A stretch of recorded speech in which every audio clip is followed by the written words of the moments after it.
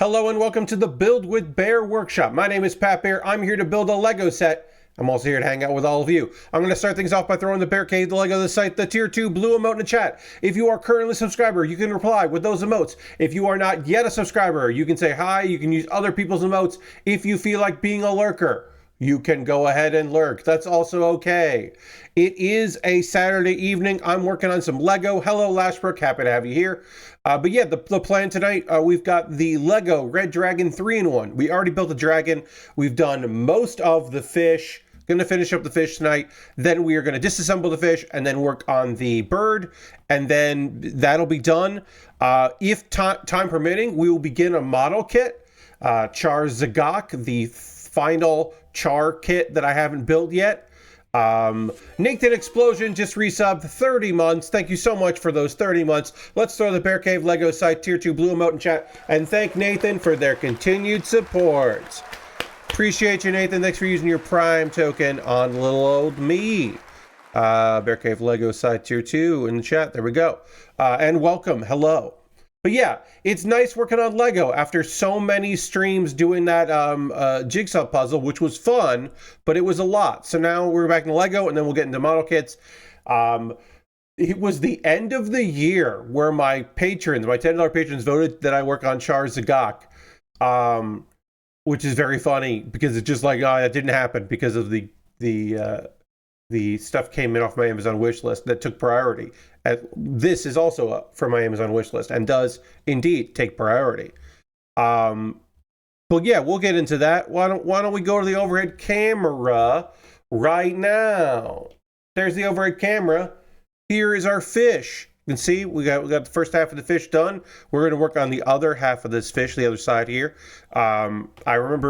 I do remember the end of Thursday's stream when I was working on this. I did mess this up the first time, so hopefully we'll get it right. I do have my brick separator. What's wrong, Pat? The separator. I have the brick separator, if necessary, to separate the pieces, to undo the damage, and it will be necessary once we're done with the fish to then take it apart so we can build the final of the 3-in-1s. If you have never built a Lego 3-in-1 before, I recommend them. They're very fun. They're very cute. Some of them are bigger than this particular build, but it's often a thing where there's like one that's like the reason to get the kit that's very, very good. And there's often like one that's like, oh yeah, this one's cool. And there's one that's like, yeah, you had the parts, so okay. But they're all fun and a good time. So I do recommend. All right, so let's get that on there. Get that all looking good there. And then we got to do eyeball and then the piece next to the eyeball. So the eyeball wants to go like that. Seems like doing these eyes are a lot easier than when I was trying to get the eyes right on the dragon. For whatever reason, I kept messing that up. Whoops. And then we'll just put that right there. Our googly eyes are good. It's still fairly cold here in South Carolina. It's warmed up a little bit from previous days. It shouldn't actually drop as low tonight as it's been. The snow is kind of melting. We have finally cleared off the driveway of all of the snow and ice because we didn't have a proper shovel for that. So we were just doing our fucking best. And our best was working out. But you know, and sometimes you need a little bit of helping hand. We did get things done. I need one of these. What I was doing was I was using a backhoe to break up all the ice because it had been freezing rain and then it was snow on top of the freezing rain. But then the snow would melt during the day a little bit and then refreeze at night. So it was just a lot of ice that had to be broken up. So I was, hitting that with the hoe there and then going over it and kind of really shoveling it, really just pushing it with a broom off. And that worked, but it wasn't ideal. I wouldn't recommend it. We just don't have a proper snow shovel here because no one I talk to can remember the last time it snowed, because I talk to a lot of people that don't live in this area, but really it's just, or haven't lived in this area forever. They didn't grow up in this area, I should say. But it's been since the 90s since there's been this much snow on the ground ever in this part of South Carolina. Parts of South Carolina get it way worse, that got it way worse than we did. And also, parts of this state do get snow like twice a year. Just not here where I'm at. A little bit more inland and northern do get that a bit. So it's not unheard of, but it is unusual. That's all I'm trying to say about that. But it is warmer than it's been, which is nice. I am not a little cold in just a t-shirt. I've been going around in my hoodie for doing things and things, but I don't like wearing my hoodie when I stream. It feels a little restrictive for the stream, so I usually take it off. But also, these lights, all of these lights haven't been on that long, and by the end of the stream, it'll be kind of toasty in here because they will have been going and doing their thing. All right, so we've got these then just go like this, and that's the end of it. Our fish is done. And it's just like that. Okay, fish is done. Great. I'm definitely going to take this apart and put together the bird just during this stream, it feels like. We'll finish the bird there, because that did not take any time at all. And the bird seems to have more pieces than the fish. But yeah, well, I think we're going to get into Char's Zagok tonight, which is good. Hello, Lysandus, because I have not built a model kit in 2025. Just because I had, I've done Lego and I've done a jigsaw puzzle, but I have not built a model kit at all this year because I don't build off stream. A little bit of tinkering here and there, or like I miss a step, so I got to go and fix it, that kind of thing. But as far as like building, I don't do it outside of stream because I do 6 hours of model kit building a week. So you can see here, I'm going to take a photo of this, but I'll show you the fish. Again, is it as cool as the little dragon, the little red dragon? No, it's not as cool, but it's a pretty fun little build. If I was going to pick one of these to display, it wouldn't be this one. But it is a fun little thing. So we'll take a photo of this fish. Try to get it on an angle so you can. Little fish is done. And now it's time to work on disassembly. So yeah, I'm just going to disassemble and then put like-minded colors together. Knoll these together. All of the parts that I need here. And then we will, of course, reassemble it with all the parts. Into the new thing, into the third build. Our third build here. And then we're approaching the end of the sets that we got from Aristofan, which was very kind of Aristofan to pick up all of these sets. I didn't do too much. I didn't do too much outside of the normal stuff I do. My plan... And I have succeeded. My plan was to record every single Kuma Baer video for February. I wanted to get done ahead of February. As many of you are aware, my folks are going to be going out of town for about a month. A little over a month, and I will be, because they're going to be out of the house, I will be taking over another room and moving all of my gear into that room, because streaming out of that room is great, and then my bedroom doesn't become the place that I work and spend all my time in, which is nice. If I have a house to myself, I want to make use of the space. But I like having my Kuma Baer videos look the same. Last year in February, I did do recordings outside of this room, and I didn't love that. My Pat Baer's Anime Clubs, and if I do any episodes of Pat Baer's Wrestling Club, which I might, hint, hint, I might have more of those will probably be done in the other room, and of course streams will be done in the other room. But I wanted Kuma Baer to feel the same. It's slightly different because I have repositioned my camera, so these videos are going to look a little different in February, but I got them all done. And it's also nice because that means I don't have to worry about it. I don't have to think about it while I move stuff in. I don't have to worry about that first weekend, which is next Saturday. I'll be moving stuff into there. I don't have to worry about, also I need to record some videos because it's the beginning of a new month. Generally, Kuma Baer, peek behind the curtain, part the kimono, the Kuma Baer series, I record 2 at a time. So that way I don't have to do it every week, but I don't usually do, like last week I did 2, and then this weekend I did 2. And they're done. By that I mean they are edited. Occasionally I have to edit for just like sometimes I record a video and it's over a minute, but I liked what was in there, so I will just go in and find a few seconds, generally like 30 seconds or whatever, because it's just barely over a minute, and I can trim down a little bit of it without ruining anything and not ruining the flow. It's hard because if you haven't seen a Kuma Baer video, it's a vertical video of me, and then above me is an animated GIF of the series I'm talking about. So I don't want the GIF loop to be busted, but you can work around that a little bit, and I've kind of figured that out. So I'll do that if I have to. But also I have burned in captions for those, because that's really nice to have, and that is the thing that people really like to see in videos, because some people watch YouTube Shorts muted, or they will just look at it and then they'll turn sound on if they're interested in what it's being said. So I do by default have built-in captions for those videos, and so I have to, write them out and get them lined up and get the timing right and all of that, which takes a few minutes.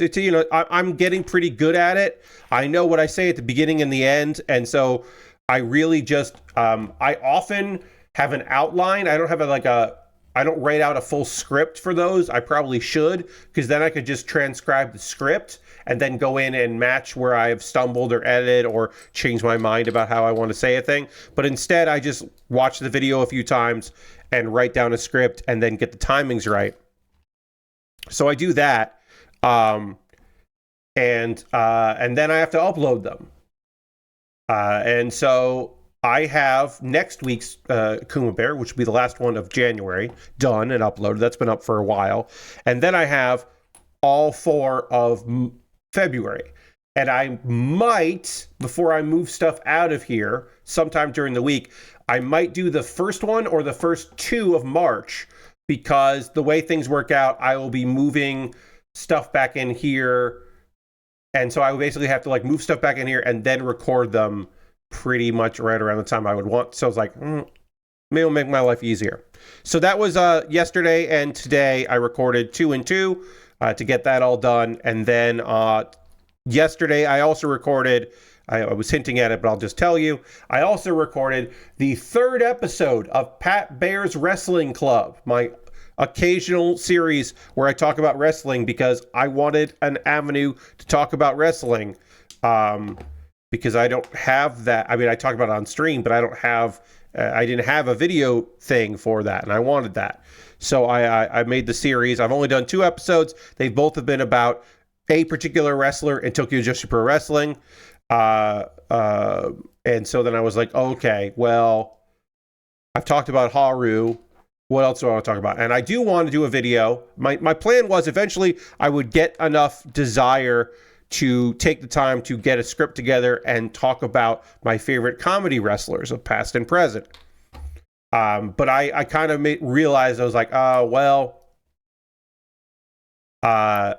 maybe I won't do that right away. And I got inspired from a conversation I was having with somebody about the how shitty it was that the tag team Private Party had such a terrible tag team run. And a friend of mine was like, yeah, and AEW is so good at their hometown, their homegrown talent and showcasing their homegrown talent. This is a real miss. And I was like, are they? Because, it's not to compare NXT and AEW or WWE and AEW or anything like that, not to compare the two, but I'm like, I don't know. I feel like, I was like, oh, well, maybe. So I started thinking about, what does homegrown talent mean? And I came up with the definition of what homegrown talent is for the purposes of building a list. Fun. So I made a list of AEW, folks in AEW who have won the top title in a division, who have not won a top divisional title in a major wrestling promotion outside of AEW. WWE, NXT, TNA, New Japan, Stardom, etc., etc., AAA, all those, to kind of figure out what homegrown talent is. And I have a list, and it's like 25 people, 23 people, something like that. So I did the list as part one in a video and kind of going through all that. And then part two of the video, which will come out, or, will be episode 4, which will come out in, I don't know when, probably 2 weeks from Monday. That will be me doing a tier maker list and kind of deciding how each one is done. Because there are, there are, a little less than 24 people. I'm going to drink a little water. Hold on for a second. There are a little less than 24 people in AEW that have won a top divisional title. That means the singles world title for men and women, the tag titles, the trios titles. That's all that means there. There are 23 people that have done that. I can't remember the exact number. It's 23 or 25. I'm sorry, I've already forgotten. But there have been, a good amount of people. It's like, okay, but like, how many of those have done well? Like, have like had good title runs, plenty of title defenses, like strong content, good story once they won. Not just the lead up to them winning, but once they've won. What has their story been? All kinds of that. And that's going to require a lot of research. So I'm going to be doing that over the next 2 weeks, like putting that together. Because it's not just like, I could just go on vibes, but I want to have stuff to say about it, right? I want to be able to be like, well, the Acclaim, like Colton Gunn and Austin Gunn, not Colton Dunn, Colton Gunn and Austin Gunn. I know a Colton Dunn. He's an actor. He was in the TV show Superstore. So I occasionally get that message about Colton Gunn and his brother Austin Gunn. The Guns, they won the tag belts, but not for that long. And like, it's like, okay, it was neat that they won, but how was that reign? I could talk about that. So I have to remember I'm going to have to do a lot of research for it. It's going to require some amount of effort. So I didn't want to make it just one video. I wanted to just kind of build the list and then also rank the list. Everything from S to, hey man, I forgot they won that. Something to that effect. I don't know if that's exactly the words I'm going to use, but something to the effect of, wow, I forgot they were a champ. Forgot they won a belt. That kind of thing. But what would it say? Like, is Wheeler Yuta's trios reign actually good or not? In my mind, no. But I feel like if people who don't know me find that video, there'll be some people very mad that I didn't like.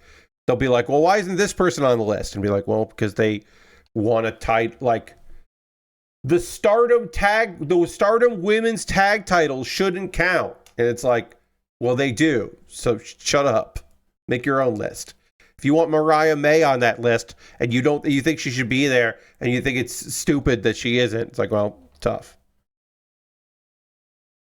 If you don't think that the NXT title is a world title, I mean, there's an argument to be made, a fair argument to be made that the NXT title shouldn't negate it because WWE does not consider it a world title, but it is the top title of the singles division in NXT. And to me, that counts because I made the list and the criteria for the list is a thing that I made. So to me, like, nah, you won that. It's fine.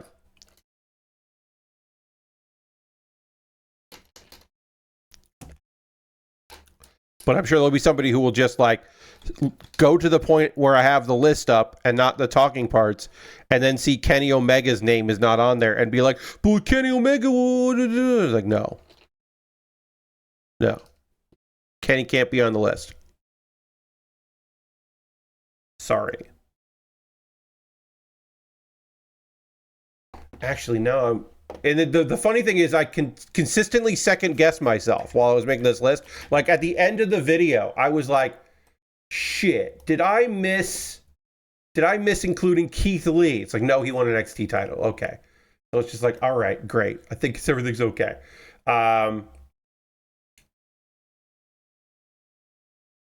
Yeah, because he won.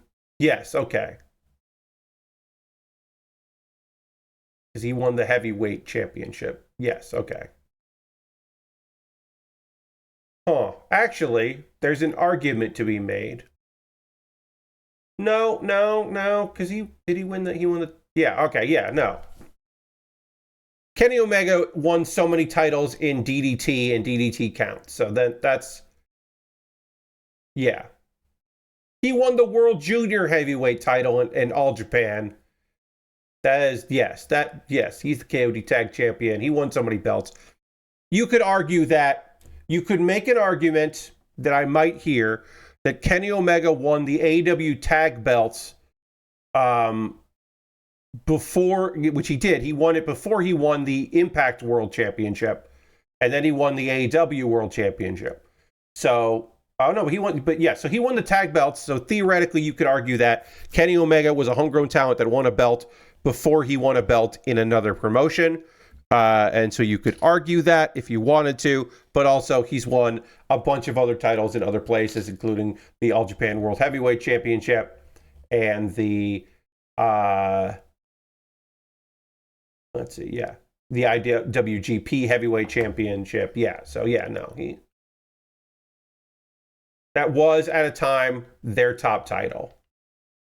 So I think it's now inactive, but for a time that was their top title, going all the way back until Antonio Inoki.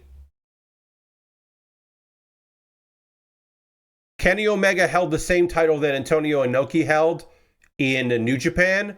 And if you're telling me that doesn't count, then that's bonkers. So Kenny Omega, it stands. Anyway, it's all semantics. It'll be a fun video. Please watch that video on Monday. I'll link to it when we have the on Monday stream. I'll link to that because it'll go live. It goes live for my $5 and $10 patrons tomorrow. They get to watch that early, but everybody else is going to have to wait for it. So that's my weekend, was videos. Lots of videos. I watched some wrestling last night as well. I have a hangout tomorrow where some friends and I are going to look through Austin Walker's tabletop game and see if we want to try that out. I'll go through the old the name of it. I have to dig up the name of it because I forgot the name of it. Realus Ashcan edition is up on itch.io. If you want to check that out, a TTRPG of moon hopping adventure, arcane discovery, fatal conflict, and meditations on the changing nature of the self. And now I have that, and now we are discussing the idea of maybe playing that with the crew that I am in, but we don't know. I would like to, but I don't know if that's going to happen. But we have a meeting tomorrow about it. We'll see what's up. And I'm going to watch more wrestling tomorrow night. Did I miss a step? Did I almost miss a step? I almost missed a step, everybody. Bonkers. How am I going to build this bird if I'm missing pieces? Let's see. Is there anything we can talk about here in the news? We will talk about some more discotheque announcements. If you're unfamiliar, Discotheque Media had a big thing this week where they announced a bunch of releases coming out this year for physical media, which you can find in many places because people still like to buy Blu-rays and DVDs of things. You can find them in the Crunchyroll store and other places as well. If you're looking for Blu-rays of old anime and live actions, and sometimes just straight animation. Actually, we'll just go through that now. Why don't we just go through that now? I talked a bit before about a few of the things. Flame of Recca coming out. Not HD, not an HD edition of it. This is the SD because it was a TV broadcast, and sometimes it doesn't have that stuff. It has the original dub, as well as being a subtitle, 42 episodes on one SDBD. So the nice thing about doing the standard def Blu-ray is you can fit a lot of episodes on a Blu-ray if you are not doing an upgrade. So that is nice for people that just want one disc. Doesn't seem to have much extras, but that's not surprising. clean OPEDs and original promo clips. That's fun. I'm sure those promo clips will get uploaded to the internet post haste, and I can peruse those then. So that's coming out. They took a time to shout out people that bought Digimon DVDs and Blu-rays, because the Digimon movies came out last year, or the collection, Digimon the Movies. It was a Blu-ray of, I believe, 3 movies. And that was number 1 on Amazon movies and TV charts for like a little while. And then on the release charts of the week of release, it was number 9 for all Blu-rays. So for the week that Blu-ray came out, it was the 9th best-selling Blu-ray on Amazon, which is fucking wild. But people, you know, hey, nostalgia is a whole fucking thing. Obviously, this is a big part of Discotheque. One of the things that Discotheque is putting out, which I cannot imagine, the idea, there are 2 just straight up regular ass cartoons here. There are a few more, but 2 that like really stood out to me that I want to mention here. Cartoons that came out that I'm like, do these have a fandom? Like somebody, they must have done the research enough. Enough people said yes on a survey over time, or it's just very inexpensive. But this is fucking wild. Highlander, the animated series. You may know this animation. It's not an anime, it's just animated series. You may only know it because it had a video game which used a lot of footage from the cartoon. It's not good. It is this weird, like, post-apocalyptic future world where, it's, you know, like, obviously, like a young boy who doesn't know what's up suddenly is discovered he's an immortal, and he has to, like, save the world. I only learned about it way later. The setting is wild. It's his last work. Yeah, it's a wild setting, and it's not good. So this SDBD has all 40 episodes, which is fucking wild. I had no idea that there were 40 episodes of this. I definitely watched some of this and said, well, I like Highlander and I like cartoons. And I was like, this is not good. So I did not keep watching it, but I did watch some of it. It's all on one Blu-ray. It includes, this is so funny. So they don't have anything to say for this, right? They have bulletin points. So they're like, here's the description. All 40 episodes in English. There can only be one SDBD disc. That's cute. I like that. That's a fun way of saying, hey, it's all on one disc. And then they say, closed captioning. No other extras. They don't have anything for this. They don't have interviews, extras. I'm sure this didn't have a DVD release before, or anything, or like a VHS release. So they don't have anything for this show. They don't even have like commercials for it. Like no extras other than it's got closed captions. Now one show that I was like, if anything of this like 90s stuff, this 90s cartoons that people don't remember, if any of them actually may be in interest to me, it's King Arthur and the Knights of Justice, which is an isekai that I watched before I knew the term isekai. Before I knew the Japanese word from different world is isekai, I watched an isekai on Sunday mornings whenever it aired, in weird order probably. It is the series that the premise of the series is a football team gets summoned to another world by Merlin because King Arthur and the Knights of the Round Table have been captured, and so Merlin summons a football team to take over for them.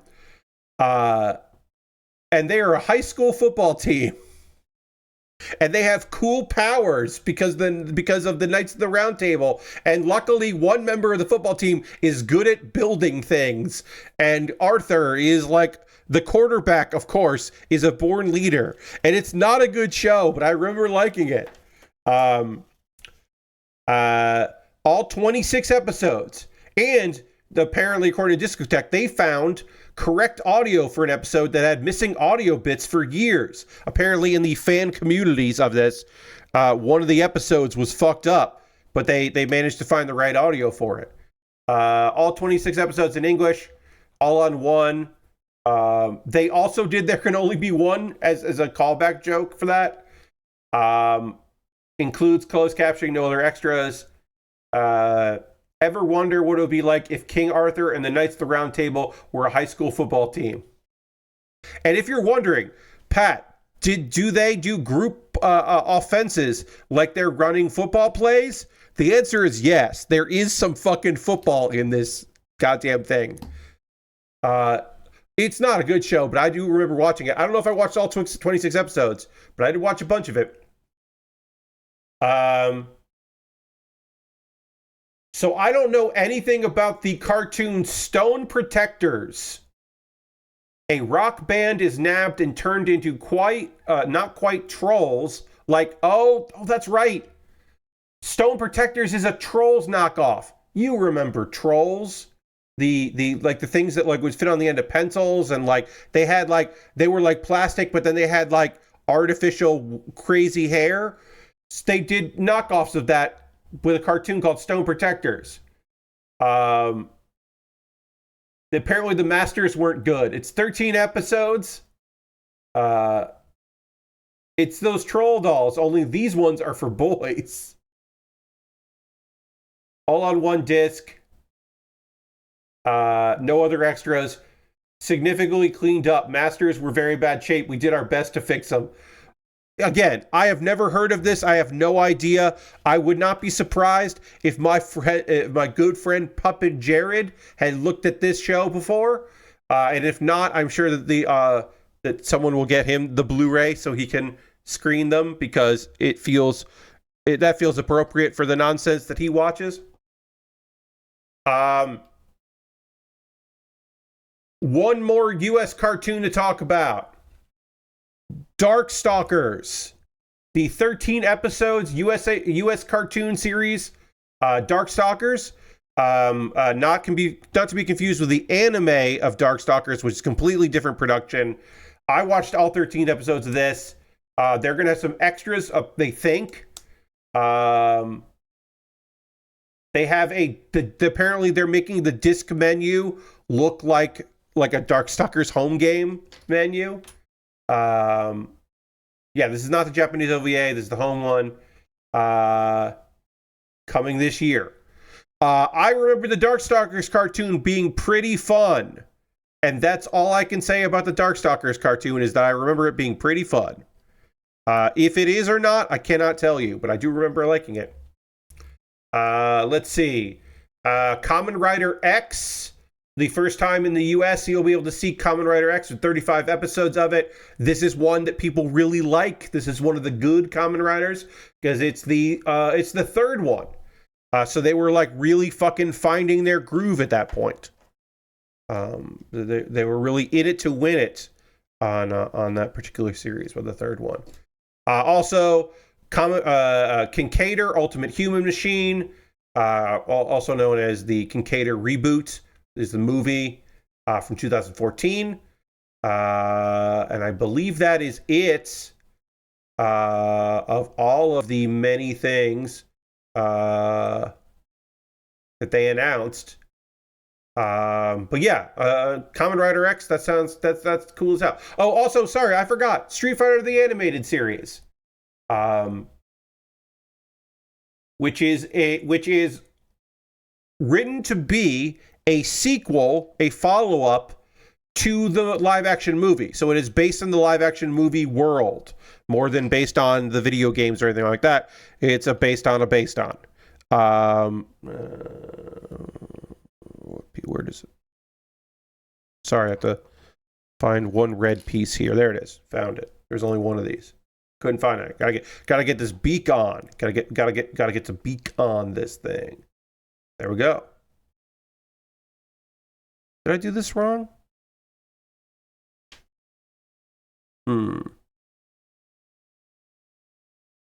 Maybe I did. Maybe this needs to be higher. This looks...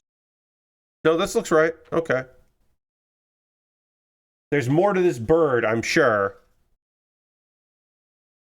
But it looks weird. I'm gonna make this bird. I'm gonna make this photo bigger so I can look at this bird here. Oh wait, I can just look at the front.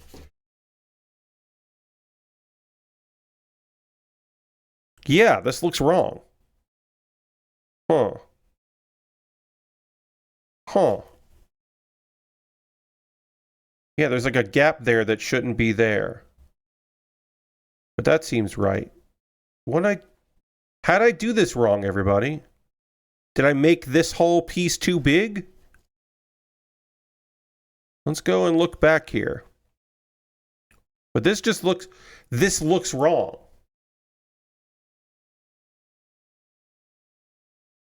It looks like this should be like this, but it like what it should look like, but that's not right. Huh. I don't know. Hey, Lord Crashington. Welcome. All right, I'm gonna keep building. This feels like this beak is too high up, but I don't know how that could be possible. So I guess we'll just kind of look back on here. Yeah, we got that piece. We got that piece. They got a piece. That's how that goes. They go there. Let's take an eye off just to be sure. Yeah, okay. Goes like that. Those go like that, and then there's just there, and then there. And that goes on top of it. Yeah. Okay, I don't know. Maybe when it's done, it'll look right. But right now, it doesn't look right, and I'm confused. Like, it just feels like the beak is too high. This beak just feels too high up there. Like, it should be lower. I don't know.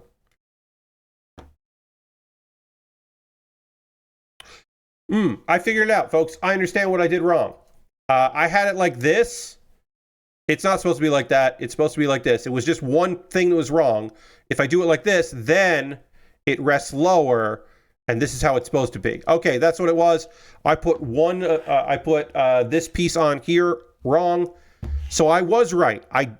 I was correct that I did that section wrong. Okay. I feel a lot better about that. That was annoying me because I was like, this is just not right, and I don't know why it's not right, but it's not right. I figured it out, my mistake. Yeah, so that's all the discotheque stuff that got announced. There are some other things that we can briefly chat about here. Let's see. We've got some good weekend video game news. It's usually I'm talking about closures and people, layoffs and people canceling games and all that. But I have two things that are cool. Speaking of cool down games.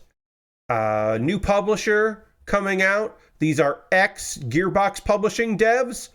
You may remember that when Gearbox left, when they were debraced from Embracer, Gearbox Publishing was not that they had to stick around. So basically they split up, and now some people left that job, were laid off, or left it.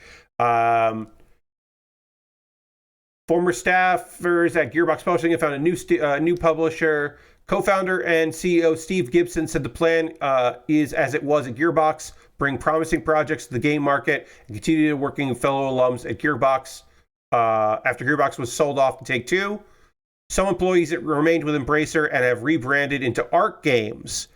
Others were laid off as part of the parent company restructuring. So these are people who were at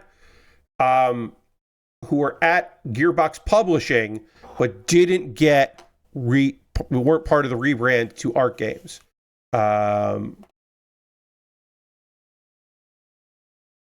aim is to publish titles that you don't feel like you're falling behind if you titles where you don't feel like you're falling behind if you don't play it enough. And I don't know what that, I kind of know what that means, but I think it's just like games that you can just pick up and play. I think they mean.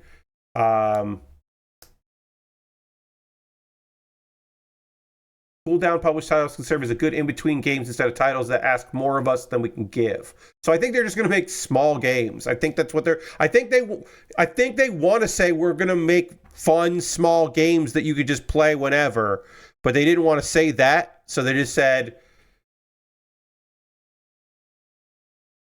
where you don't feel like you're falling behind if you don't play it enough.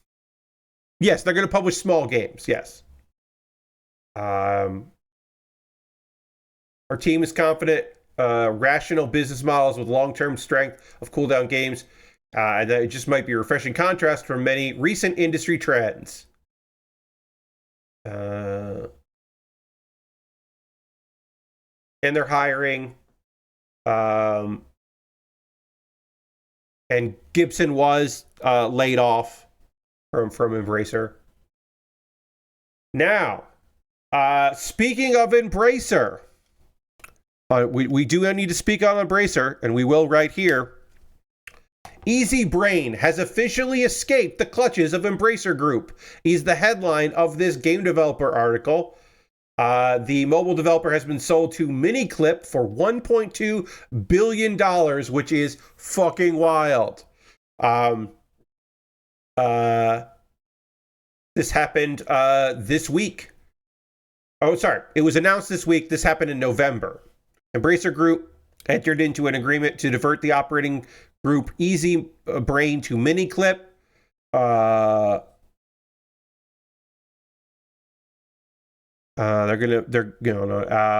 Embracer described Easy Brain as an important part of the Embracer family, but suggested that selling the company to the Tencent owned mobile publisher Miniclip made strategic sense given the mobile market is transitioning.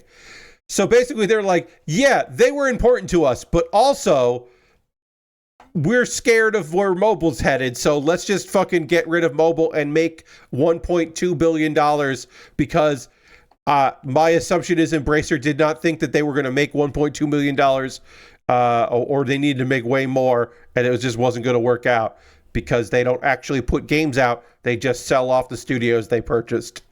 Because that is what it means to be an Embracer. Miniclip is the right strategic buyer to enable the company to stay at the forefront of ad-driven mobile game industry. Yikes! I mean, that's to investors. That just sounds awful. Of course, I am sure there also is other corporate speak that is being said as well. But again, that does sound fucking awful when you're like, oh, I'm sure that they'll be able to sell some ad-driven stuff. Let's see. Embracer chose to divest a number of high-profile subsidiaries in 2024. They ditched Borderlands makers Gearbox, Space Marine 2 developer Saber Interactive, and of course laid off a bunch of people. Following the completion of the restructuring in 2023, they chose to split into 3 standalone companies. That's not going great for a couple of them. But hey, at the very least, they're not making they don't seem to be making acquisitions anymore, and that's great for companies that would want to sell to them and then lay off everybody that fucking works there. But again, good news. It's nice to have a little bit of good gaming news. MagFest is happening this weekend. I have not heard too much about MagFest except some good cosplay. And that, that's always fun to see the cosplay and all that. I know that the Video Game Foundation is going to be showing some stuff. The Video Game Preservation Foundation is going to be showing off some stuff this weekend at their panel at MagFest, and that's cool. And I know I have a few friends that are at MagFest doing their thing. And I don't know about everybody, but I do know that at least my friends that I have seen photos of, they're messed up. And that's good because that's a big convention. And Didn't see a lot of masks at, I saw some, but I didn't see a lot, and game's done quick. And that's a bummer that folks are just done doing that. It's a real bummer, if you ask me. Your friend Pat wishes that more people would wear masks at events. Just in general. Just in general. Any other news? Let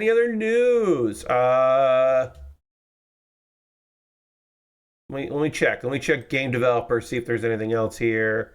No. You know, a lot of people just talking about stuff from the a lot of people talking about stuff from what do you want to call it? Doom Dark Ages. A lot of talk about that on various websites. That was the big news thing of the week, it seems like. People wanted to talk about. A lot of think pieces. The fact that there's not a multiplayer mode coming in Dark Ages. That they're like slowing down the gameplay. You know, people were just like, oh, is this the future of these kind of games? And it's just like, no, it's probably just that a lot of people were like, just like too many people were like, hey, I didn't finish Doom Eternal. Because even if it's a single player game, they have those metrics. They know. They're aware. If you, how many, like what percentage of the game got completed.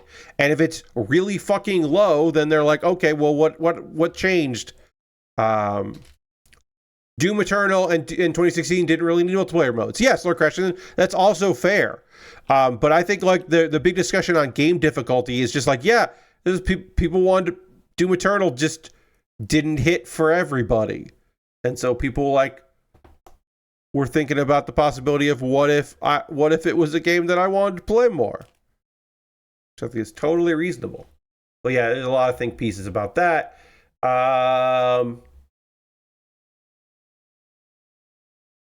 Let's see. Assassin's Creed Hub Primes to debut in March. What the fuck does that mean? Oh, that's right. It's the Animus Hub. The way Brad put it, that Eternal was like flying a jet and Dark Ages is like manning a tank. Yes. And I myself personally way more into the tank than the jet. Just me personally.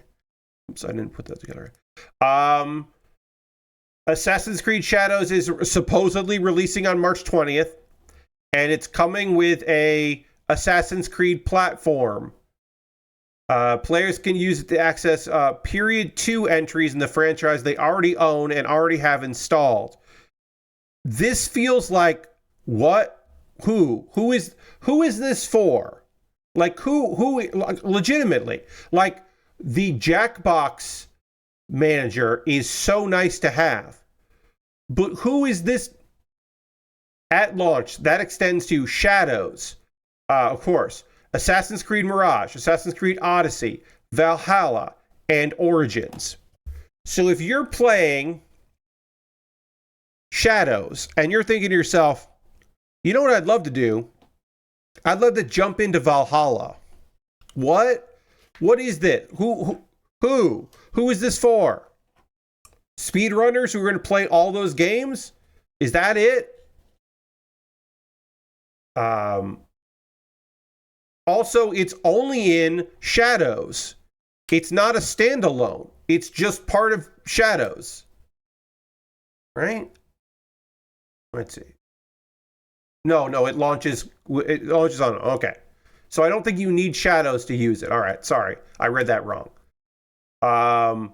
There are no plans to release a standalone oh no, okay, so there's not a standalone version. I'm sorry. There isn't a standalone version. If you buy Shadows, you will have this hub where you can also launch other Assassin's Creed games, but not the Period 1 games or things that came out prior to Assassin's Creed Origins. And they've been talking about doing this apparently since 2002, and I don't remember 2022, I should say, and I don't remember that. This just feels like what a weird thing.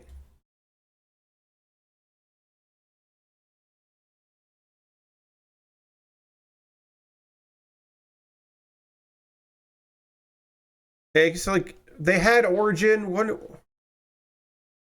This just seems like such a weird thing.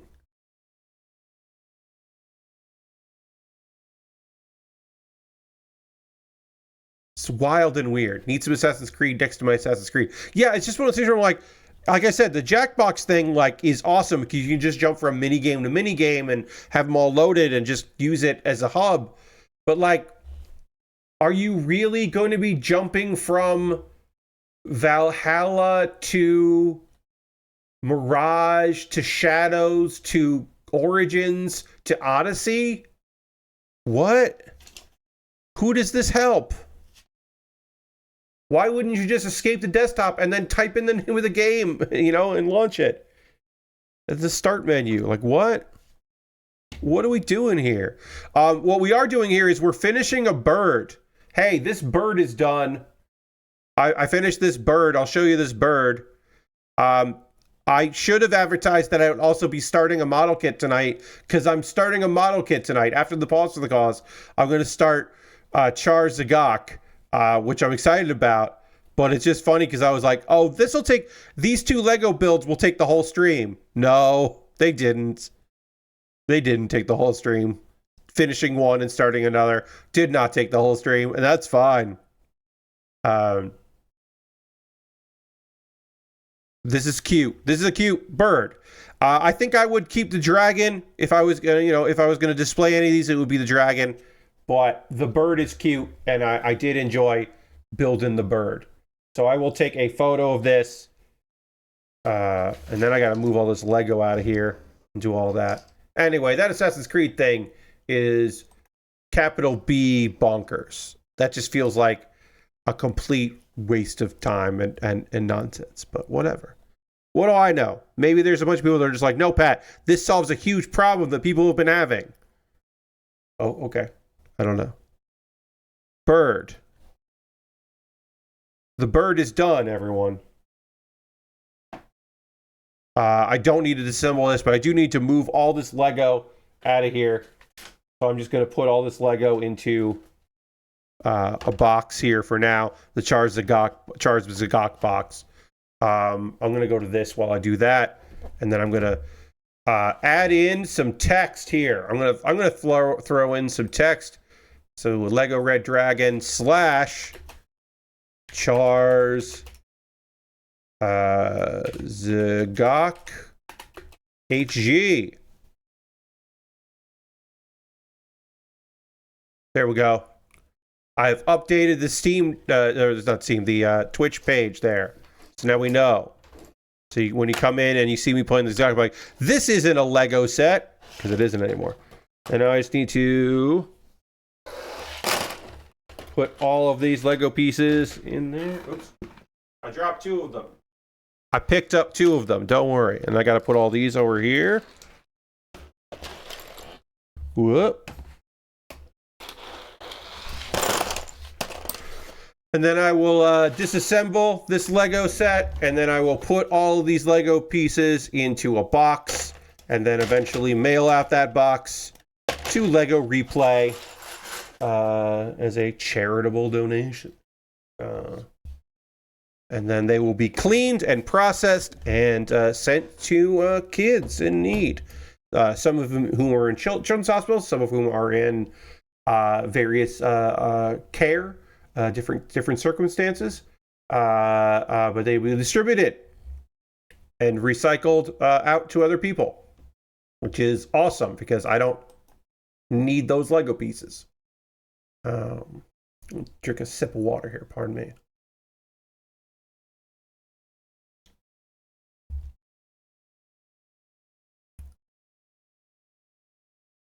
All right. Okay. So, what's happening now, Pat? What are we doing here? We're doing the pause for the cause. I'm going to talk to you. That's right, you, the viewer.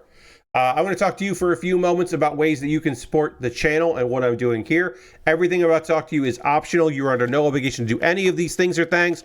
But if you would like to help me out financially, I would love that. And I will give you opportunities to do so right now. First and foremost, If you are currently a subscriber to the Build Bear Workshop, you can throw the Bear Cave, the Lego, the Scythe, the Tier 2 blue emote in the chat. Being a subscriber is the easiest way to support what I do here financially, so you can throw those emotes in there if you'd like. To show the people that you are a subscriber, you can do that with cash money, or you could be like Nathan and use your Prime Gaming token. Because you have your Amazon Prime linked with your Twitch, you get that token, you can use that for anybody. If you want to use that for me, it'd be great. I'd appreciate that. That is one way to support what I do here, is through that. You could gift a sub. You could be like Aristophan and Beifu and gift a sub to somebody in the community. That would be mighty kind of you. We love to see that. You could also be like Beifu as well and do some cheer. Cheer is always appreciated. We love that here. That is another way to support me if you wanted to do that. Those are the easiest ways to support me because you're already here on Twitch anyway, but there are other ways, and I will get to those other ways in just a second. I need to open up I had to refresh Nightbot. Gotta refresh Nightbot. Here's Nightbot. Okay, you could also go to my Patreon at patreon.com/PatBear. Over on my Patreon, I have a $1, $3, $5, and a $10 tier. Different rewards give you different tiers. I just put out a call to my patrons to ask questions for my monthly Q&A video, because I do that, and I'll be recording that during the week. So if you're a patron there, you can ask a question, and I will endeavor to answer it in a video, exclusive video, just for the Patreon. I also have a YouTube channel at youtube.com/PatBear. Over on my YouTube channel, you can subscribe for free, of course. You can also become a member. And for just $2 a month, you get my Wednesday videos on Tuesday. So you will find out what my fifth show that I really liked from the fall 2024 season is when I talk about it in that video there. So make sure you check out the video to find out what I'm into. And like I said, you can find out early. Those are monthly ways to support me. If you want to support me financially, just like, as a tip jar, if you're like, oh, I wish you had a tip jar, Pat. Well, you can send something to my PayPal or my Ko-Fi, and everything I make through direct donations like that. Through YouTube, which includes AdSense. So watching my videos helps me out. Through Patreon and through Twitch, all goes into a fund. And money from that fund gets pulled out to buy model kits and Lego sets and the such. The next thing that I'll be working on tonight, Char's Zagok. You can see it right there. Its background is being partially removed. There's some more of it.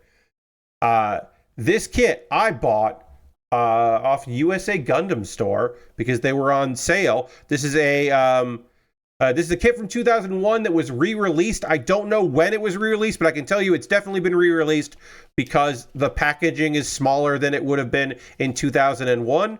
So this is a reissue, I should say. But nothing has changed about the kit. It's just a reissue. So I'll be working on that. I'm excited to work on that kit tonight. But yeah, I purchased that because I had money in my fund to buy model kits. So thank you very much to everybody that's helped me out financially. Now, if you would like to decide what I build next, if you want to be like Aristophan, who got me a jigsaw puzzle and some Lego sets to build, which I just finished up today, very day. The easiest way to do that is to go to my Amazon wish list. Over on my Amazon wish list, you can find model kits, Lego sets, inexpensive kits, expensive kits, all kinds of different things I would love to build on stream. You can buy those things. They'll come to me in the mail, and they jump the queue. They become the next thing I build. I don't get to work on my backlog. I instead work on the thing that you want me to work on.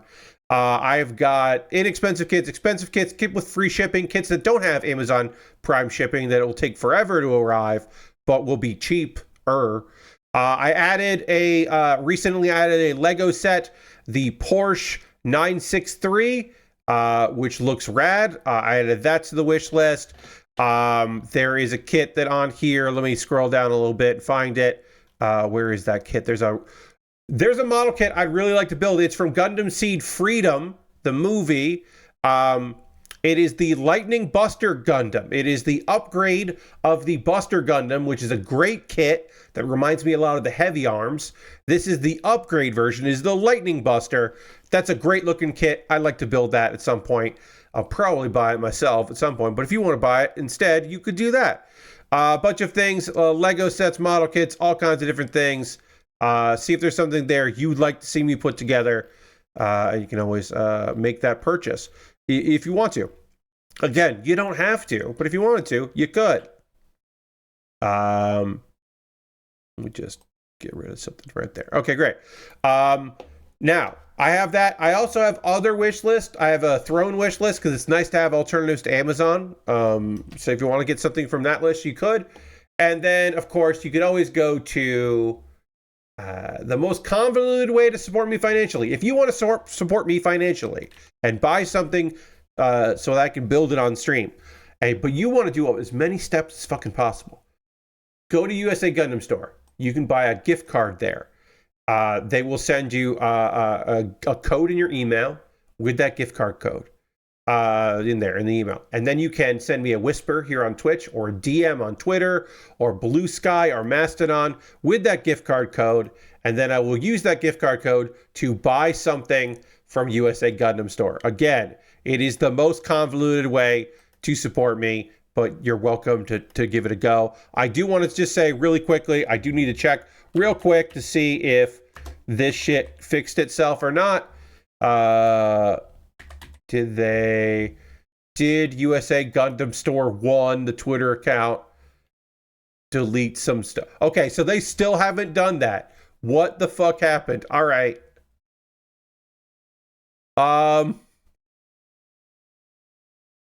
So USA Gundam Store 1, which is the apparently, I'm pretty sure official it is the official USA Gundam Store Twitter account, seems to be hacked, but they haven't recovered the password, but they can still post. And then someone just posted retweets of attractive ladies who seem to be maybe adult entertainer ladies. It's very weird. I don't know what's happening with that, but USA Gundam Store is dealing with. The funny thing is, their official. So Lord Crashington, they used to have USA Gundam Store, and then that account got deleted. But their website still links to that Twitter page. So this is their replacement page because that one got they couldn't get it undone. That got deleted, I think because it probably got hacked. My assumption is that somebody who used to work for USA Gundam Store is just posting weird stuff on the account and they don't delete but they haven't deleted the weird stuff. I don't know what's going on there. Something's going on with USA Gundam Store 1 on Twitter. But the website itself seems fine and you can still buy things from there. They just haven't deleted things. Maybe it'll be fixed by Monday. Yeah, the admin's on vacation. Maybe the people who were they don't want to reset the password over the weekend. I don't know what's going on, but it's weird.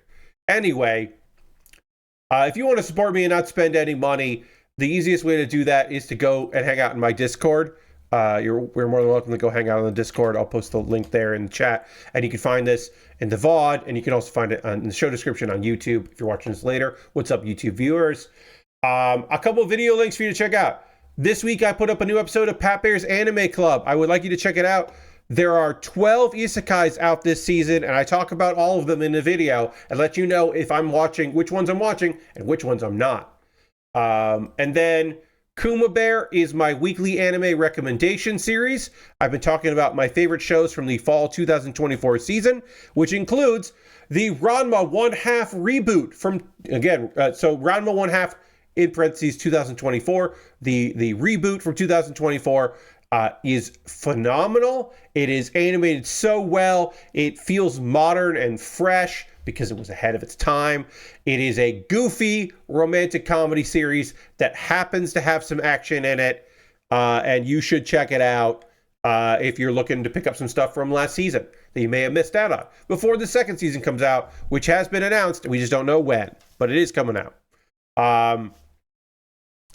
Okay, so that's all I need to say there. I'm going to talk about a manga that I read and then an anime that I'm watching.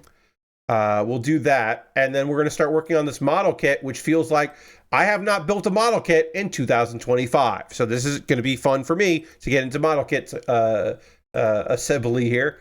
And we'll start working on that. But what I need to do also is I need to drink some more water, and we need to dramatically change to the overhead camera. And we're going to do both those things right now.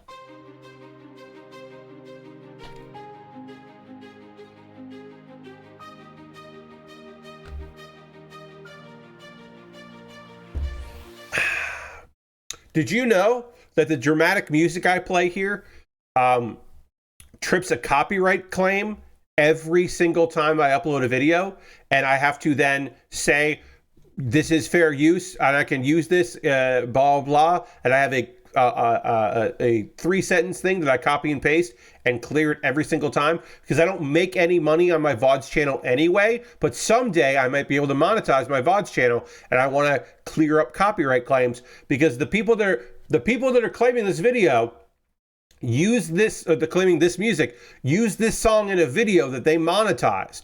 They don't own the rights to this song. And it's automated, and it fucking sucks. And I do it every time, because like I said, someday I might want to try to monetize that channel, the Pat Baer VODs channel. But someday I might want to do it. That time is not today, but someday I might. I don't know. I got to blow my nose. Hold on a second. I'm going to mute this and blow my nose. My apologies. I'm going to turn away. I'm going to blow my nose, and then we'll get back in this. Talk amongst yourselves.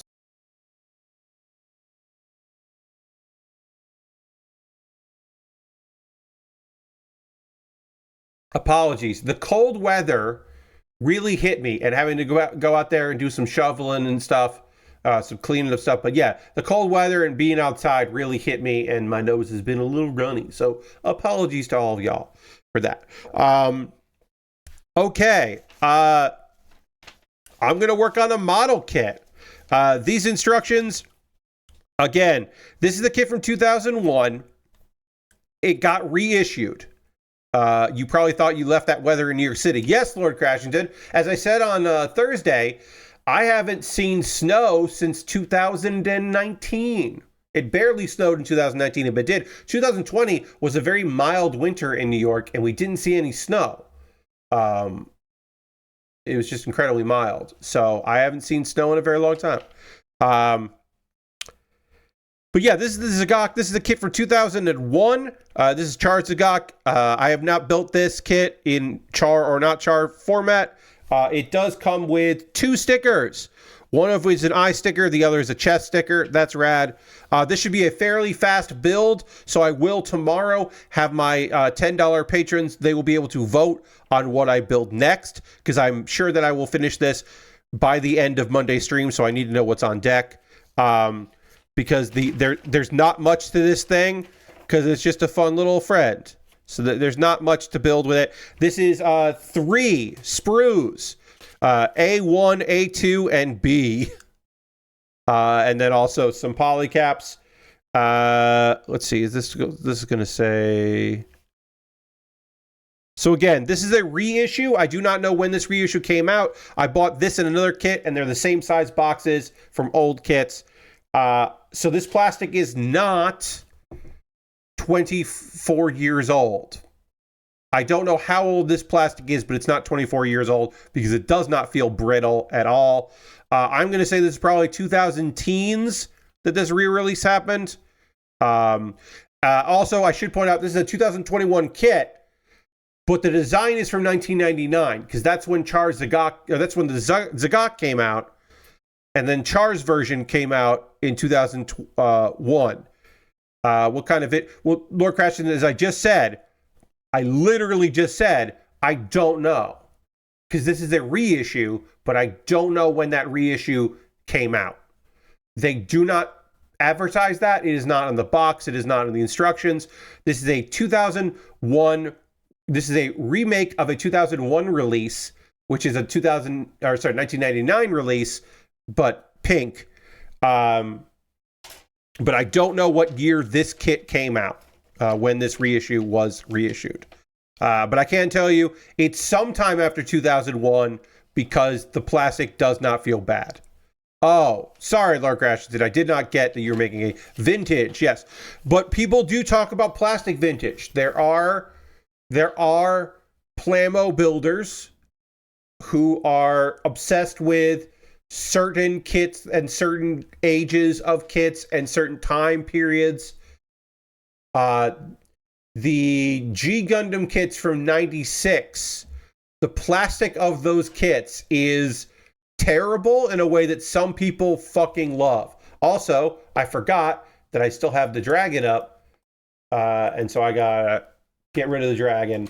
And then we've got the Zagok. So now you can see what the Zagok looks like. There it is. Will this kit make good microplastics in my bloodstream? Lord Crashin, again, I don't know the exact year that it came out, so I can't be good on that. Regular old dust. The nice thing is, this doesn't have 2001 dust on it. Kits from 2000 till about 2005 had a coating on them, or a dust that shouldn't have been a coating, but was a coating. Bandai was trying something to make it more quick release from the molds, and it felt terrible. So some people used to, kits of this original era, they would get them. 2001 is a great vintage for plastic coating system, John. They would get them and then dust them. I should say this. If you are buying bootleg model kits, if you are buying weird third-party kits where they're like, that's a Gundam Astray, but it's not a Gundam Astray, or you're buying bootlegs of Bandai kits off of like AliExpress or Temu, you got to clean that shit. You please listen to your friend Pat. Bandai, for all its many faults, does care about its own employees and the working conditions that are in there more so than the knockoff companies that are making these things. Those companies do not care about their own employees. And when I'm talking about employees, I mean they don't care about their own employees, so they don't care about the working conditions of the factories, and that is sent on to you, the consumer. A lot of those kits are just going to be awful to breathe in. So if you're buying AliExpress, Temu bootleg kits, please do your due diligence. Wipe everything down. Don't maybe wear a mask when you open the bag, because it's probably coming in a bag. You're probably getting you're not getting a cardboard box. You are probably getting a stack of sprues that are shrink wrapped with bubble wrap and then covered in garbage bags and then maybe put in a box. But you might just have a bag full of bags and packing material of the thing that you purchased. So just please do your due diligence and take care of yourself. Look after yourself here when you are you're picking that stuff up. If you were buying bootlegs. A friend of mine just really was feeling skeezy. Cleaned everything up and then also wore gloves. The entire build. Here's an annoying thing about this build right off the bat. This actual legitimate kit build.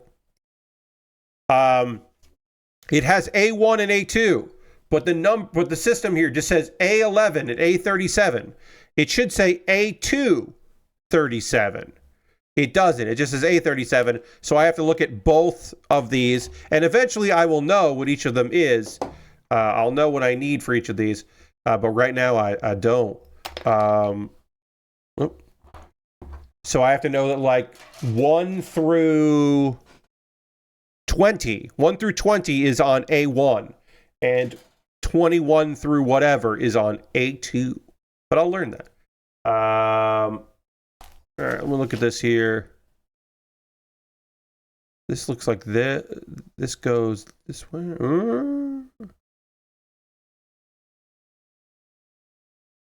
So the single and the double.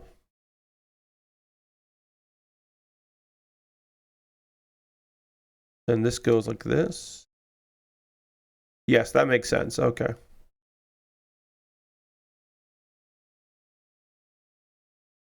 Sorry, this was confusing. The way this connector went into that was very strange, and it continues to be very strange.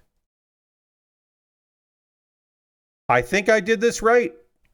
I don't know. I'll find out later. This is just part of the... What's this part? Is this part of the leg? Yeah, okay, so this is part of the leg, so it's going to go in there. Okay. I think I did this right. It's angled weird in a way that I'm not feeling super comfortable, so we'll see. I got to talk to you about... Okay, yeah, no, this is the only way this could go. So... Yeah. It's just at a weird angle, but that's the only way this could go in. So we're gonna do it, and we're gonna say okay on that. I want to talk to you about a manga that I read. I finished the whole thing because it's only 10 chapters and 2 bonus chapters, and it's called The Strongest Vampire Princess Who Found and Adopted the Baby Saint in the Forest. I'll even destroy a country for my daughter. And hey, guess what? That's the plot of it. If you were like, Pat, what's the plot of The Strongest Vampire Princess Who Found and Adopted the Baby Saint in the Forest? I'll even destroy a country for my daughter. That's the plot of it. Angelica is a vampire. She is a true ancestor, which means that she's a day walker. She's incredibly strong. She lives in a forest and near a kingdom. And generally, she's just there because, hey, I live here. You don't bother me. You don't come to my forest. If there's a disaster happening, you can ask for my help. Whatever, like I'll help you.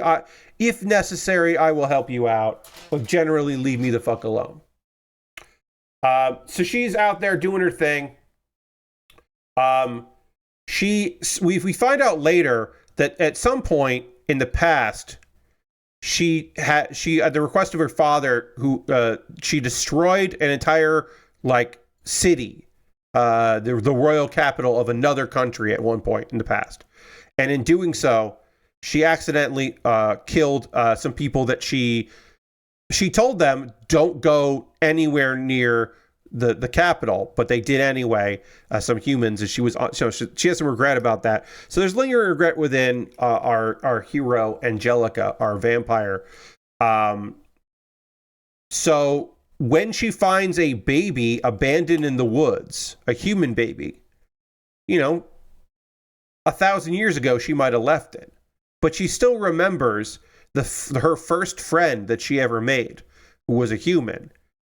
She remembers that human girl and how she wasn't able to save that girl, and how that girl and that girl's child died.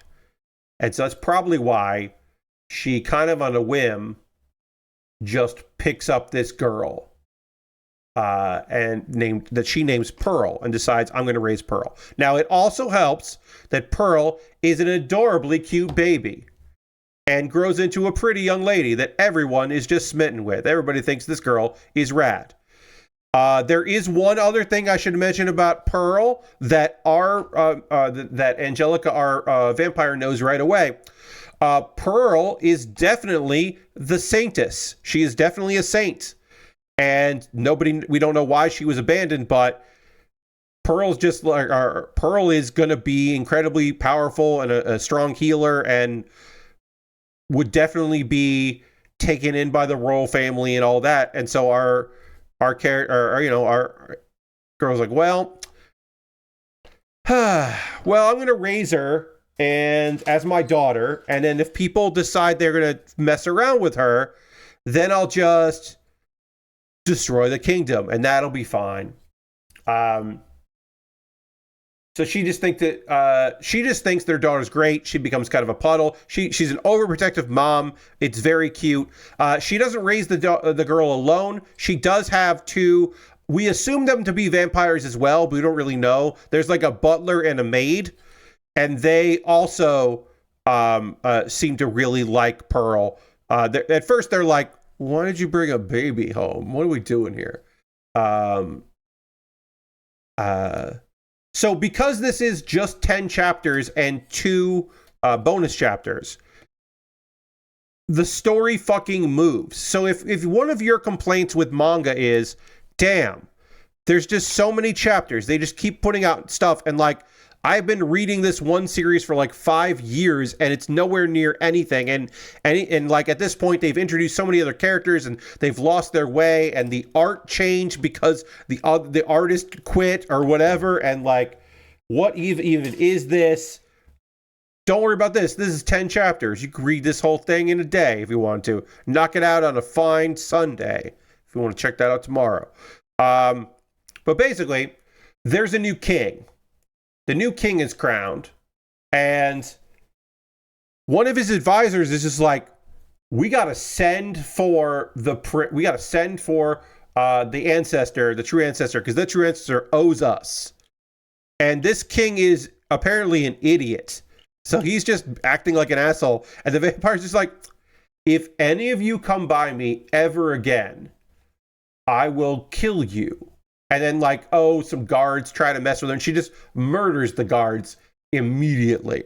And it is very satisfying. But she's just like, I don't owe you anything. You can ask for my help, but I don't owe you. Don't make demands of me. Are you an idiot? What's happened? Like, why is the king of this country so dumb?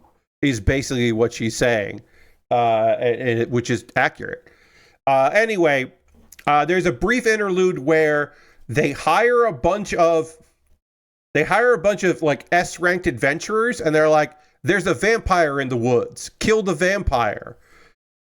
Which is insane. And they're like, immediately they realize, oh shit. Oh, we're so sorry. We are so sorry. We did not mean for this.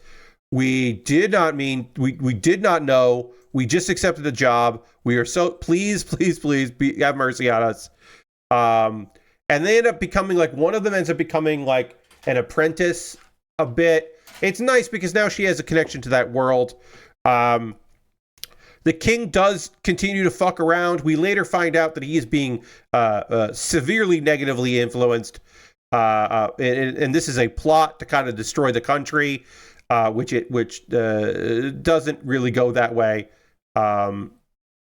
It is a pretty enjoyable read. Again, one of the benefits of this is that it is a quick read that if you want to just like get into, you can just pick up and complete.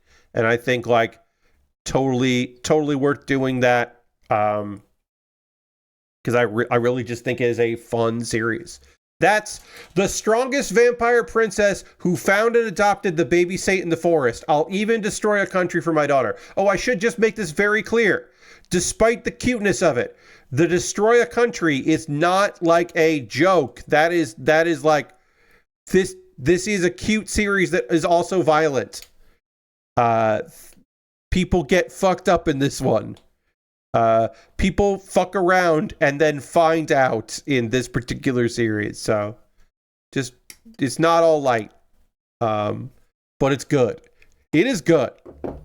Even if it's not super silly all the time. It's pretty great. All right. So I want to put that in there. I want to put that in there. I want to put that in there. And then I got to build whatever this is, but I'll do that last. Starting with one of the legs is always weird when we get to that part of a kit where it's just like, now we're building the legs. That's always strange to me. But sure. Like whatever. And then we'll panel line the leg once we completed it. We'll do that after, but right now we're just getting that. Now I'm going to talk to you about an episode of Dragon Ball Daima. Episode 15 of Dragon Ball Daima. At the end of episode 14, we did find out that there's some people chasing our heroes. The army is on their tail. Oh no, what are they going to do? This guy almost looks like a Mega Man enemy, says Lord Crashing In. Yeah, the Zagok does have a like mid-boss in a robot kind of vibe to it in a Mega Man. Yeah, I can see that. Maybe not like a stage boss, you know, it doesn't have powers. It's not Claw Man, but it is like a mid-stage mini boss that you got to beat. Then they the creators recycle the look of it to bring it back later, and you're like, oh, I got to fight that thing again. That thing was fun. I'll do that. All right, so I need okay, so I got this piece on. This piece goes on that, then this goes on here into a poly cap. Goes like that. Ooh, so we got nice movement. Ooh, nice little movement there. And then I got to build the other parts here. But I also got 18 and 30, and then 12 and 31. So let's put 30 over here and 31 over there, so I know which one goes there. Because I don't want to put I don't want to mess this piece up. So Goku and friends. Goku gets shot, but does not really affect him. Vegeta gets hurt because they're destroying the planes. Basically, the idea is it's like there's some aerial combat. It's cute. It's pretty fun action sequence here of Goku and Vegeta and the like fighting these planes and fighting off this army. It feels a little bit. There's not like a direct nod to Goku versus the Red Ribbon Army from the old Dragon Ball, but it has similar vibes, partially because of the design of this version of Goku, but it does remind me of that, and I did like it. I was happy to see the bits there. Scroll through my notes here. We finally see, you may remember the revive bug that was mentioned, and then we never used it, but Vegeta did get hurt, so then Vegeta gets to use a revive bug to heal himself. So we got that, which is great. And then I need a 12. And I had forgotten what a revive bug was, but we did get that in there. Let's see. Goma and is watching. And they realize that Hybis has the third eye attached to it. They're fighting them. The army flees. Glorio is like, hey, go to the Oparu district. And then there's some discussion there. Goma makes an order like, hey, I need that third eye. Let's see. And then hey, guess what, friends? We hear from the narrator, who gives us some context about what's happening here and lets us know what's going on. And the narrator is basically just like, the third eye is called the Techian Oculus. And the former Supreme Demon Kings placed the Oculus on their forehead to achieve authority and power. Basically that. It's basically just like, hey, here's the thing we didn't bring up before, but we feel the need to bring up now. So, like, here's the deal with this thing. It's like, okay. Someone stole it, and they thought it was lost forever. And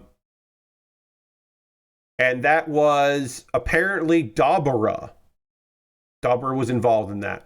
And they wanted whoever Dabura gave that to, wanted them to steal it. And so Dabura had somebody steal that and go to the third demon world, and they lost it. And then Dabura was happy that it was gone. And apparently, because Abara, the last demon king, didn't have that shit, that is why Dabura was able to take power. But then, of course, Dabura is dead, died in Dragon Ball Z, and Goma has taken the throne. And apparently, Hybis, it seems like Hybis does not know what they got. Seems like it. That Hybis is unaware that they've got the goods here. Okay, so this goes like that. And then this goes like that. Okay, leg is done. Yeah, that's all I need to do for this leg. So we will panel line this. It is a dark red here, but with some black marker, it will shine a little bit. It might not be too noticeable to you, the viewer, because of my lighting and all that. But like, I can tell you right now that the line I just did right there, really pops in person. It looks really good.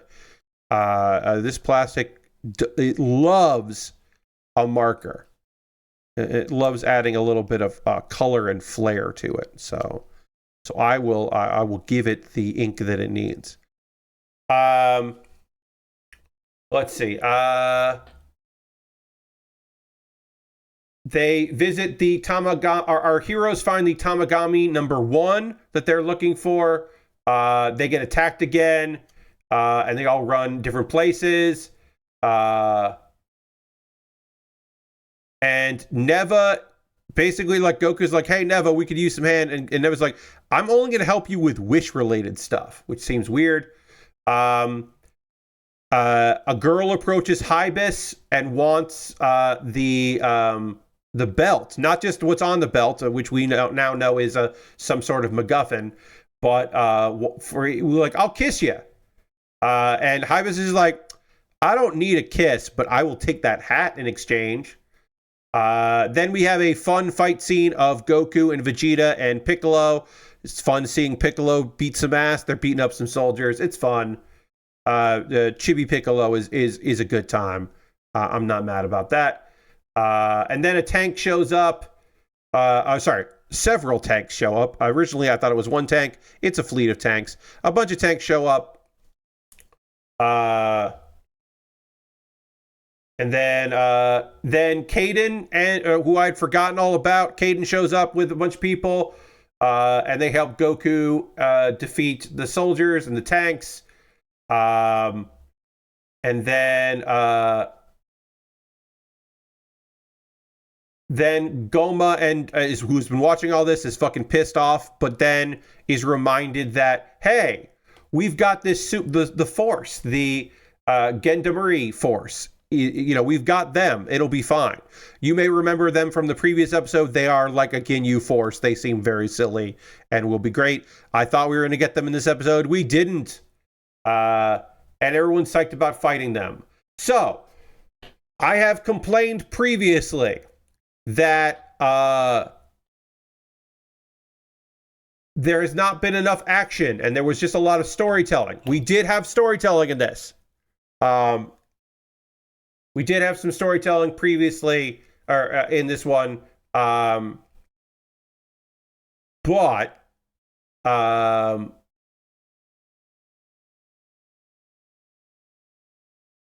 there was more action, but I guess I want to see more one-on-one action, and there's a part, look, talking about believability in a Dragon Ball series is very silly. I understand that me talking about believability is a factually a ridiculous thing, like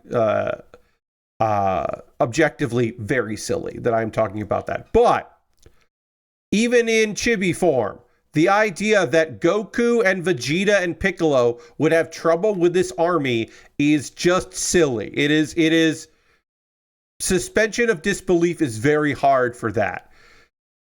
Even with them being chibi, the fact that Vegeta got hurt and needed help is just very silly to me. It's like just the concept of Vegeta requiring assistance is just, come on. None of these people, even with their numbers, they don't seem like a threat. I am still enjoying Dragon Ball Daima. There's still things to glean from this and like about it, but it's good, but it could be great. And I'm a little bummed that it's not great. It is better than I thought the premise would have led it to be. So it is better than I originally, assumed. I'm liking it more than I thought I would, but I guess that's my particular thinking there. There's more to love, and I wish I loved it more. I wish it was a little just better. Yeah, I just wish it was better, I guess. I'm going to continue working on the other leg here, and now is the part of the stream, friends. That's right. We're doing it. It's the part of the stream where I want to hear from you. What are you up to? What are you into? What are you playing right now? What do you got going on? Video game wise, you watching anything? You reading anything? You getting caught up on stuff? Starting any books? Listening to music? Let me know what you're up to. I love hearing from you about those things. Always makes me happy to hear what y'all got going on So let me know in the chat, and I will give you time to get your fingers typing by letting you know what's up with me. I talked about this a bit here, that I didn't do much as far as gaming. I recorded a lot of videos this weekend. That was my primary thing, was that recording videos and watching wrestling. I am very happy with the results of last night's Tokyo Joshi Pro Wrestling. It aired. It was an early Saturday show for them, so it aired at 9 p.m. Eastern. So excellent for me on a Friday night to watch the Joshi. That was really good. The finals of the Max Heart tournament, which is their tag team tournament, are good. We've got some of my favorite teams in there, and I'm very excited about that. But yeah, overall, it was just a fun night to watch some wrestling with friends yesterday. And tomorrow I am having a meeting to see if we want to try Austin Walker's tabletop game with my group, if we want to try that out. I'd like to think we're going to give it a go, but again, I can't say for sure. It is dependent on the group itself if we want to give that a go. But we're going to read through the materials together and talk about it and see if this is a... one person in the group has never done anything except for D&D and has only done D&D with us. Other people have done other things and have more experience. So, you know, we're like a mixed group as far as experience goes, but we're talking about it. Because I think it would be really fucking fun to try out, but I don't want to put too much pressure on my friends, because that's bad. Pressure can be bad for that. Other things that were playing Hearthstone. I have 2 decks that I'm really liking, that I think are really strong right now in Hearthstone, that are new decks because of the mini set. I have a Zerg deck, which really, it's like a zoo deck. It really makes minions and powers up those minions, and I would not want to play against the deck I am currently playing. I'll say that. And then I also have an OTK Protoss Mage that basically has a lot of survivability, and then once you can survive, you just do a ridiculous amount of damage. It is a great OTK. Zoo decks, it doesn't do great against Zoo decks, but if I'm playing a mid-range deck, I am beating that mid-range deck most of the time. It doesn't do well against armor, like decks that have a lot of armor, because they can usually out-armor me and outpace me on that. So I have run into that. If I'm playing a warrior, I have to beat them really quickly, and that's pretty much impossible for me to do. So there's a few bad matchups in the deck, but I do like it. I am enjoying that deck. And I have a Starship deck. I don't really love Starship as a mechanic, but I do have a Starship deck because there are some new Starship cards that are pretty good. So there's that. I'll read what y'all have to say in just a second here. I'll just finish up by saying I played more of What the Car. God damn, I really like What the Car. It's very silly. I'm trying to beat some of my old times in What the Car, and I'm having fun doing that.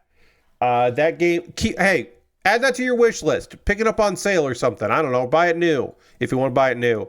But there's something to that game. It's really fun. I'm glad I picked it up. I don't know if I'm ever going to stream it again. I might stream it again. But it was really fun this week to check it out. I do know in February, I have at least 2 games that I have never streamed before that I will be streaming. One is a match 3 game that is releasing, that I actually bought. I kickstarted it, so I'm getting that. That'll be not this next week, but the week after, because that's around the release of that game. Spirit Swap match 3 beats, which will be fun. And then there is a game that I got for free on Amazon that I can't remember the name of. So hold on while I look up the name of this game. But I got it for free on Amazon because I do check the Amazon Prime, the Amazon Prime games. I do check those now and again. Not as much as I should. Spirit Swap's coming out. Do I remember the tagline for that? Lo-Fi Beats to Match 3-2. That's the name of it. The subtitle of Spirit Swap is Lo-Fi Beats to Match 3-2. The other game that I bought, or that I got for free on Epic, is To the Rescue, which is a dog shelter simulator that seems very cute. So To the Rescue is a game that I got for free. And so I'm going to stream it because I like simulator games and I like the idea of a dog rescue simulator. That makes me very happy. And yes, it seems very cartoony. And also, you can pet the dogs, apparently. They literally, they had to do that. But yes, it looks very cartoony. And I don't know how good it is or not, but I got it for free and it seems cute. So I'll be playing that sometime next month. But I will play on February 4th. I will be checking out Spirit Swap. That's it releases around there, right? When does Spirit Swap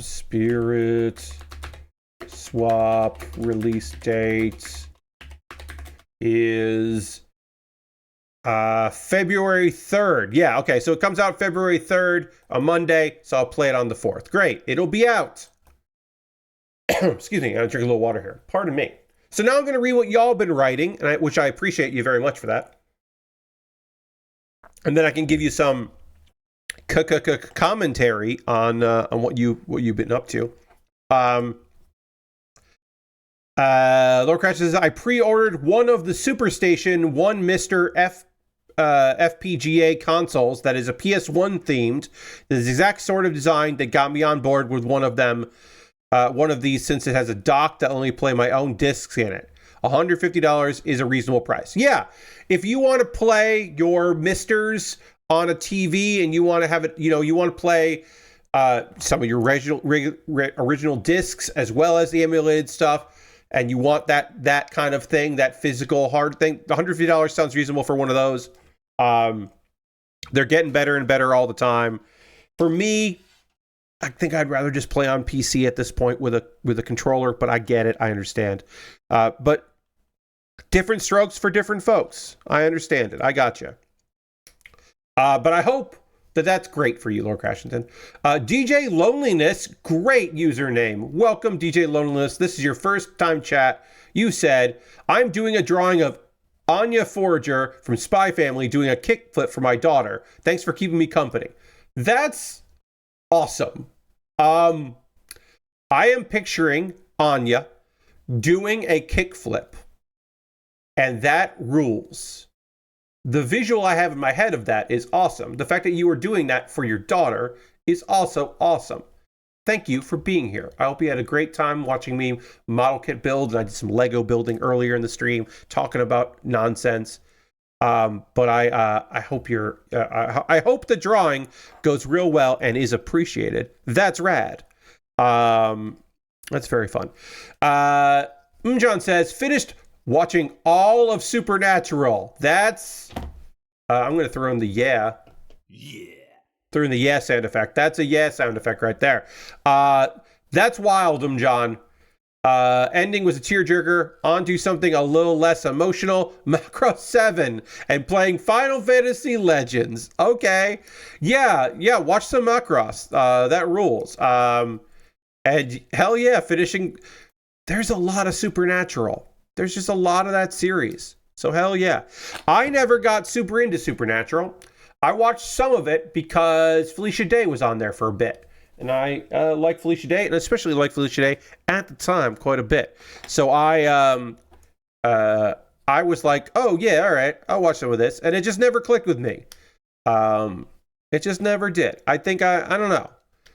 I liked it. I just never loved it enough to want to watch all of it. You know what I mean? You know what I mean. Lashbrick says, I finally watched the Ninja Gaiden 4 footage, which reminds me in parts of Revengeance. So I reinstalled and started Revengeance. That's awesome. I love Metal Gear Revenge. Metal Gear Revengeance is my favorite Metal Gear game. And I know that makes some people very mad. I mean, really, it's probably MGS5 is probably actually my favorite Metal Gear solid game. Is probably MGS5, but I like to say that it's Revengeance. Other than that, I've been watching the VODs of the Sejum Slam, a tournament where streamers paired up with a coach from the FGC. It's always a fun time. I have heard good things about that one. Yeah. A friend of a friend competed in that one year. And so I kind of was watching a bunch of that stuff because of that. Because there was like a connection where a friend was like really psyched about the whole thing. And so we kind of watched to cheer on a friend. Looking forward to getting my code for Spirit Swap 2, says Lord Crashes. Hell yeah. I've been excited about that. I think I was bad at the demo, and then they realized, like, that demo was interesting because they put a demo out and they went, oh no, we're all too good at Spirit Swap. Like, everyone who worked on the game just got very good at it and didn't realize that they were, like, They hadn't done a lot. The demo was, in a way, for them, not just a proof of concept, but it ended up being some good, like, QA, maybe you want to say, or just, like, demographic research. Like, they learned a lot from putting that out, because there were plenty of people that were just like, oh, actually, I just think, am I bad at this game? And they were like, oh no, we just made it too hard because we played it so much. But yeah, I'm excited for Spirit Swap. Mjohn says, we named our puppy, now 7 months old, Anya, after Anya Forager. Big Anya fans here. I mean, Anya rules, right? Like, I get it. Anya's great. Like, I don't know how you you get a dog that you don't name Bond, but okay. I mean, if you're going to do a dog and you like Spy Family, I don't know why you don't name that dog Bond. But no, I'm just kidding. I'm just joking. I'm just joshing you.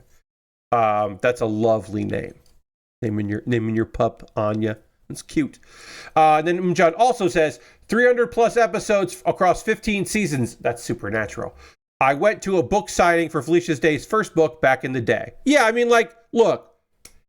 Here's the thing. Do I really want to watch Dr. Horrible's sing-along blog in 2025? No. I don't want to watch Dr. Horrible again. I'm very much not interested in watching that again. But at the time, The Guild, Dr. Horrible, hell yeah, love that shit. Love that shit. Right up my alley, right in my wheelhouse, of course.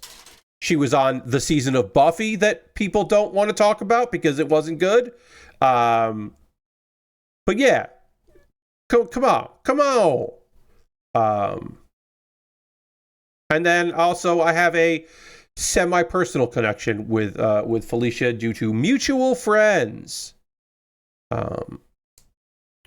The Guild's great. Yeah, I think the Guild was really like a really good one of those at the time. Like, it was really well crafted and well done. And also, like, as somebody that makes stuff,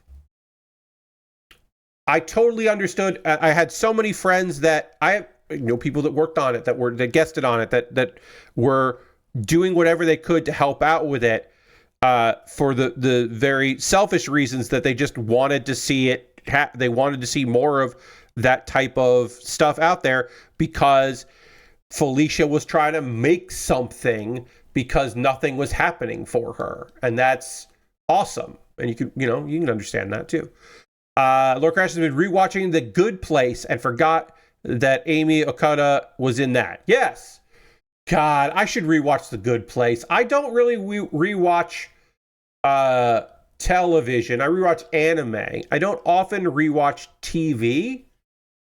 But if I was gonna rewatch TV, it would be The Good Place would be high up on that list. I just don't have a lot of Darcy in my life. You know what I mean? I just need more Darcy. Darcy Carden, I need more of her in my life.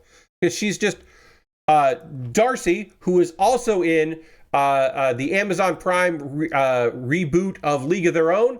It is phenomenal in that. Darcy Reski, who later became Darcy Carden, is phenomenal. She is a lovely person and very talented, and she is sweet as hell, lovely. And her success makes me very happy. The fact that someone I know is a person that Ted Danson is excited to see. Thrills me. Can you imagine that? It's not even me. I'm not the person that if I walked into a room, Ted Danson looks up and is just like, that's not me. That's just a friend. That's an old friend of mine. An old friend of mine is the person that Ted Danson is psyched to run into. And I don't know why that, I can't fully express why that makes me so happy, but it does. That's just a thing. And again, it ain't me. Ted Danson's not just like, oh, Pat's here. This is going to be a good day. It's not me. It's an old friend of mine. But that still makes me thrilled. Still makes me very happy. The transitive properties of that fills me with joy. Anyway, on that strange thing there, A Man on the Inside. Yes, that is by the co-creator of The Good Place. Yes. Thank you, Lord Crash. That is going to do it for tonight's stream. We got some things done here. We'll continue on and build more with Char on Monday. And I will do a poll for my $10 patrons tomorrow, decide what I'm going to do next. But right now, what's going to happen is we are going to raid. We are going to go find someone doing cool stuff out there, and we are going to go send a raid their way. We always end with a raid. We're going to go find somebody doing some cool stuff, go hang out with them on stream. I'm going to watch some wrestling tonight because it's a day of the week. Who should we go raid? Let's see. Who's doing stuff on a Saturday? Loading Ready Run is, but they're going to wrap up because they probably don't go past 11. So we don't want to raid them. I always get tired of raiding people and they just, as we always have the raid. I'm not tired of it. I don't hate it, but sometimes we raid somebody and they're wrapping up, and that's bad.